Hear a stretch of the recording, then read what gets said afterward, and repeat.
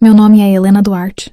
Tenho 33 anos e, até alguns meses atrás, eu acreditava que conhecia perfeitamente a minha família. Eu morava em Campinas, São Paulo, com meu filho Lucas, de 8 anos.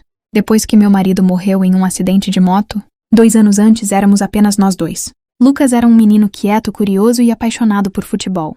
O que ele mais gostava, porém, era passar os fins de semana na antiga fazenda da minha avó, perto de Itatiba. Minha avó, Dona Celeste, tinha construído tudo com as próprias mãos. A pequena propriedade, as plantações de laranja e até a casa azul onde eu passava minhas férias quando criança. Quando ela morreu, minha irmã Patrícia começou a falar sobre o testamento. Antes mesmo do enterro terminar, Patrícia tinha 37 anos e sempre acreditou que aquela propriedade deveria ser dela. Ela dizia que era a filha mais velha, que tinha ajudado nossa avó durante anos e que, portanto, merecia controlar tudo. Mas havia um detalhe que ela não esperava.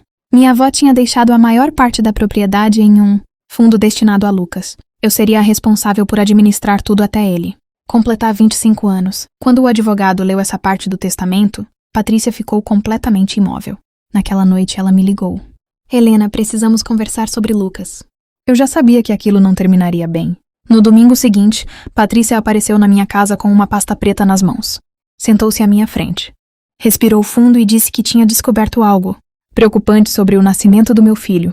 Segundo ela, como Lucas havia sido concebido depois de um tratamento de fertilização, existia a possibilidade de que ele não tivesse ligação biológica com a nossa família. Eu fiquei olhando para ela sem entender. Então ela colocou um documento sobre a mesa.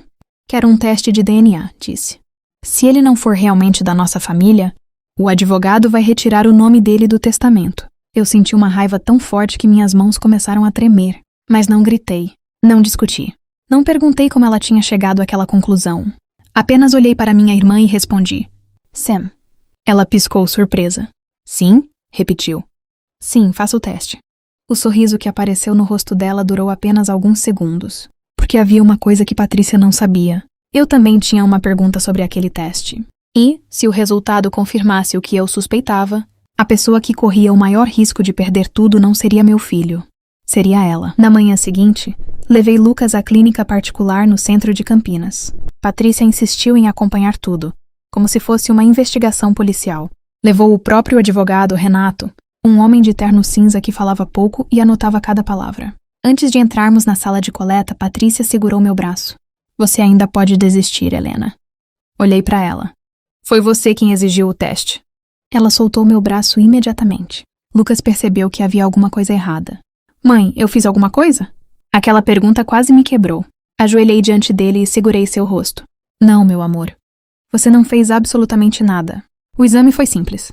Um cotonete na boca, algumas assinaturas e uma pequena etiqueta com o nome de cada participante. Mas eu havia exigido uma condição antes de aceitar.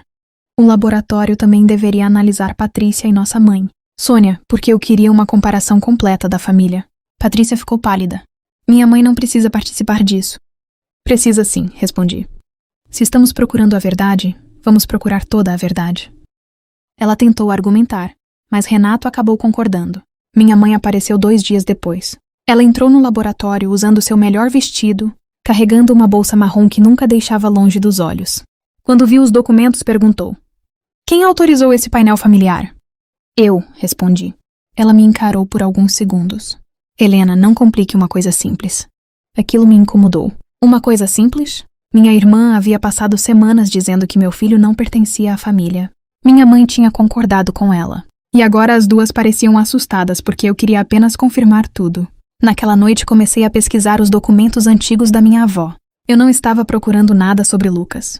Estava procurando sobre Patrícia. Encontrei uma caixa de madeira no armário do quarto da minha avó, exatamente onde ela guardava certidões, fotografias e cartas antigas. Dentro havia dezenas de documentos, e uma fotografia chamou minha atenção. Era uma imagem antiga, aparentemente tirada em 1989, poucos meses depois do nascimento de Patrícia. Minha mãe estava segurando um bebê, mas havia algo estranho. Atrás da fotografia, minha avó havia escrito apenas uma frase. Nem tudo que é família começa pelo sangue. Fiquei olhando para aquelas palavras por vários minutos. Então encontrei uma segunda coisa. Uma pequena pulseira de maternidade. O nome escrito nela era quase ilegível, mas eu consegui distinguir 2 letras. Pá! Meu coração começou a bater mais rápido. Naquele momento, Entendi que o teste de DNA talvez nunca tivesse sido sobre Lucas. Talvez minha irmã tivesse passado a vida inteira tentando descobrir algo que minha avó já sabia. E pela primeira vez, comecei a me perguntar por quê. Patrícia tinha tanta pressa para tirar meu filho do testamento. Talvez ela não estivesse tentando proteger a herança. Talvez estivesse tentando esconder a própria história. 3 semanas depois, o laboratório me ligou. Eu estava saindo do Hospital Municipal de Campinas quando vi um número desconhecido no celular. Atendi esperando ouvir alguma informação sobre Lucas. Mas a mulher do outro lado perguntou: Senhora Helena Duarte? Precisamos confirmar uma informação sobre uma das amostras. Meu coração acelerou. É sobre meu filho? Houve um pequeno silêncio. Não exatamente. O resultado de Lucas está dentro do esperado. O problema está em outra amostra. Parei no estacionamento. Qual amostra? Ela hesitou antes de responder. A amostra de sua irmã, Patrícia. Senti um frio percorrer meu corpo. Naquela mesma tarde, o advogado Renato marcou uma reunião com toda a família. Patrícia chegou 20 minutos atrasada. Pela primeira vez, ela não parecia arrogante. Estava pálida e segurava a bolsa com as 2 mãos. O advogado colocou os documentos sobre a mesa. O exame confirma que Lucas é seu filho biológico, disse ele. Não existe nenhuma dúvida quanto a isso. Eu respirei aliviada. Mas então ele virou outra página. Entretanto, encontramos uma inconsistência muito mais séria. Minha mãe ficou imóvel. O advogado explicou que o laboratório havia comparado as amostras de Patrícia e Sônia com os registros genéticos da nossa família. Patrícia não apresentava a relação biológica esperada com minha mãe. Minha irmã levantou imediatamente. Isso é impossível. O advogado respondeu calmamente. O exame foi repetido 2 vezes. Olhei para minha mãe. Ela estava chorando. Não era surpresa. Era medo. Foi então que percebi que ela já sabia. Peguei a fotografia que havia encontrado na casa da minha avó e coloquei sobre a mesa. Quem é esse bebê, mãe? Ela não respondeu. Patrícia começou a chorar. Eu não queria que isso acontecesse, murmurou. Aquelas palavras me fizeram entender tudo. Minha mãe finalmente contou que, em 1999, Patrícia não havia nascido em um hospital de Campinas como todos nós acreditávamos. Ela havia sido entregue à minha mãe ainda bebê, por uma parente distante que enfrentava uma situação desesperadora. Minha avó sabia. Durante décadas todos mantiveram o segredo, mas havia uma última revelação. Minha avó havia deixado uma carta específica para Patrícia, e nela estava escrito que o testamento não dependia apenas de sangue. Dependia de uma escolha. Patrícia abriu a carta com as mãos tremendo. Leu apenas a primeira linha e começou a chorar. Ah, minha filha, se um dia você tentar provar que alguém não pertence a esta família, lembre-se de como você entrou nela. Ninguém falou nada. Eu olhei para minha irmã. Ela tinha exigido um teste para expulsar meu filho. E aquele mesmo teste acabara revelando que ela própria era a pessoa que não possuía o sangue que dizia defender.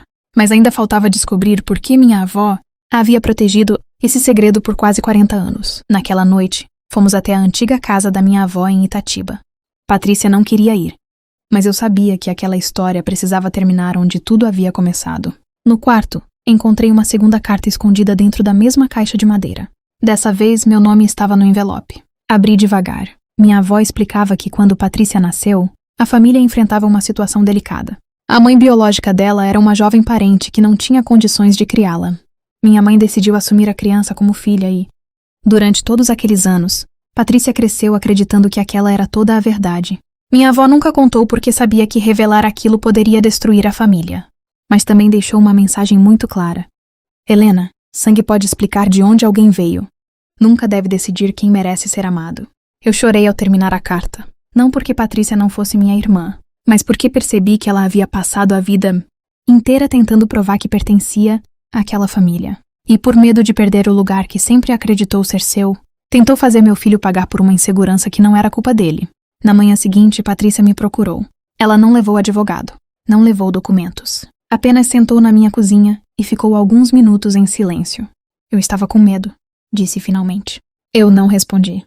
Quando vi o nome do Lucas no testamento, pensei que se ele recebesse tudo, eu deixaria de ser importante para a família. Olhei para ela e disse: Então você decidiu fazer uma criança provar que merecia pertencer? Ela abaixou a cabeça. Não havia uma resposta que pudesse consertar aquilo. Mas havia uma escolha. O advogado confirmou que o testamento continuava válido. A propriedade permaneceria destinada a Lucas, exatamente como minha avó havia determinado. Minha mãe também renunciou à parte da administração que havia recebido. Patrícia assinou um documento retirando oficialmente qualquer contestação. E pela primeira vez ninguém falou sobre sangue. Alguns meses depois, levei Lucas novamente à fazenda. Ele correu pelo quintal, chutando uma bola velha que encontrou no celeiro. Patrícia estava na varanda. Ela chamou: Lucas, quer me ajudar a plantar uma árvore? Ele olhou para mim. Eu sorri. Pode ir. Ele correu até ela. Fiquei observando os dois enquanto enterravam as pequenas raízes na terra. Naquele momento entendi a verdadeira ironia de tudo aquilo. Minha irmã havia exigido um teste de DNA para provar que meu filho não pertencia à família. O teste acabou provando exatamente o contrário. Lucas continuava sendo meu filho. Continuava sendo herdeiro da minha avó. E Patrícia continuava sendo minha irmã. Não porque uma folha de papel dissesse isso, mas porque, apesar de todas as mentiras, escolhas ruins e feridas, ainda existia uma oportunidade de escolher o que fazer depois da verdade. Minha avó tinha razão. Família pode começar no sangue, mas é construída pelas pessoas que ficam. E naquele dia, olhando meu filho plantar uma árvore naquela terra, eu finalmente percebi que minha avó não havia deixado apenas uma herança. Ela havia deixado uma última lição. Pertencer não é algo que um exame pode dar ou tirar de ninguém.